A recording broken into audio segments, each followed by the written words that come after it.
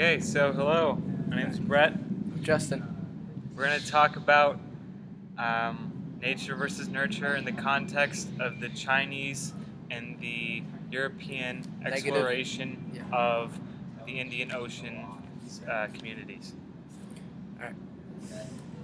So, what do you think the differences between, or the major contrasting differences between the Europeans' greedy human nature and the opposite of the Chinese negative golden rule? What do you think the differences and similarities are? So like probably the biggest difference in religion, I think is where that's the category you're talking about, is that the Chinese were secular while the Europeans were monotheistic. So the Chinese could always argue with a certain person and take that person out of power, while the Christians could not necessarily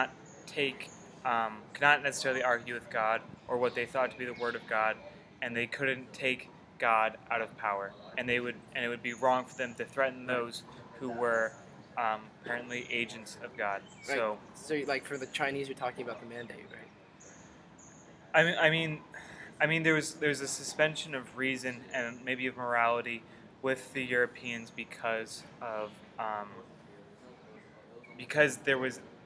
one side had God on their side apparently. Okay. What do you think?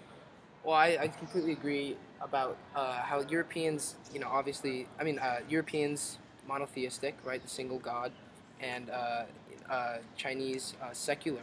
So I completely agree with what you're saying, in that there's always, in monotheistic you can't argue with another person because it's the same God. You know what I mean? And whilst in Chinese culture, it's, like I said, secular. So it's different ideas. It doesn't really. They're like, well, I think of it as separate categories, kind of, because they can't really connect in any way. You know what I mean? Yes. Yeah.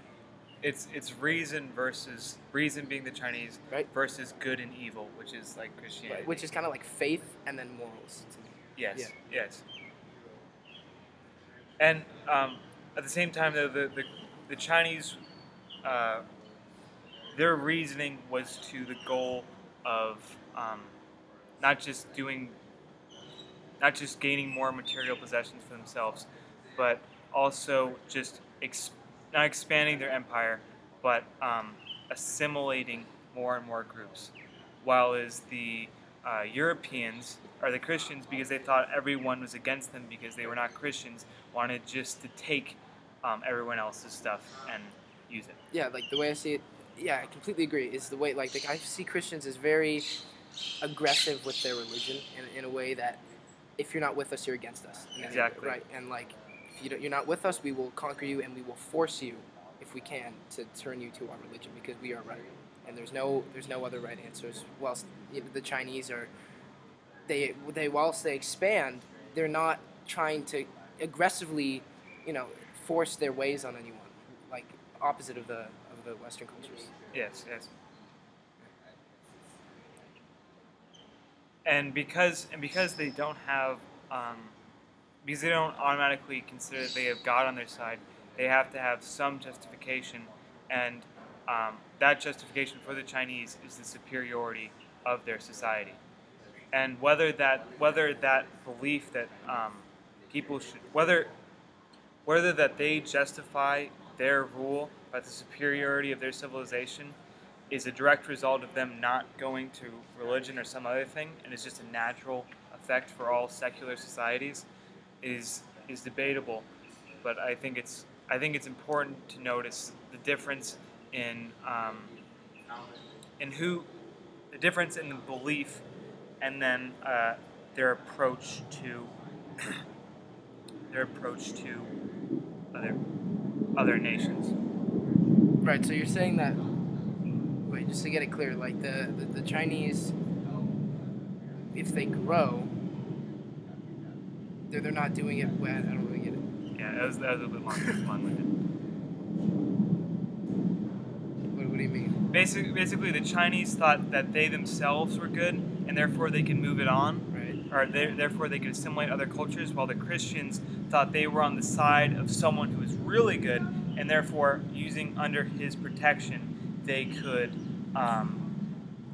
they could take over other societies. But the problem with this is that God, in this context, was not necessarily very good because he was made up in the minds of these people. Right. So they're using God, their God, as like a pretty much like a shield to move forward as their excuse, pretty much, to be that way. Yes. That they were.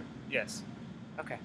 Yeah. I totally know what you mean. While secular, like the Chinese, expanded because they thought the way that their society was run was good, but they didn't have any excuse like the West. Not excuse, but you know what I mean.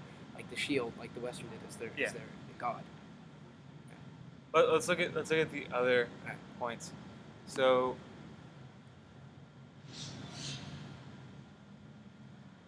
political values.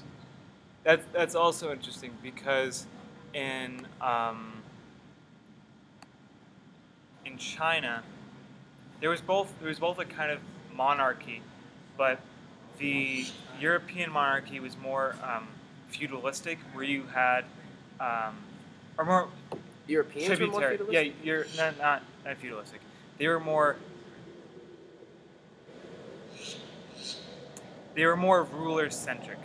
So you would have rulers asking for tributes from various societies while not necessarily giving a whole lot in return. They were dictatorships. While as with asking the people to just trust them. Yes. While as the Chinese would, as part of their philosophy, dealing with like Confucianism and stuff, part of their political philosophy was helping the people. Okay. Yeah. So and educating them. Part of their job as a ruler, in their vision of a perfect society, would be for the emperor to not serve himself, but to serve the community first, then himself. Yes. Right. Okay. Yeah. There's just a difference in like what I was saying. There's a difference in what each society envisions as a perfect society, and that is the way that people think of their own, bring up with their own morals and their different set of ethics and different set of how to serve the community. For example, like the Chinese, they believe that the community's first. You know what I mean? And then just like you said, and then in like what you said, feudalistic societies, or it's more of a tributary society. Tributaries, right? It's the ruler first, and then the people are to trust him with what to do with with them. So it's like a different give and take. Yeah.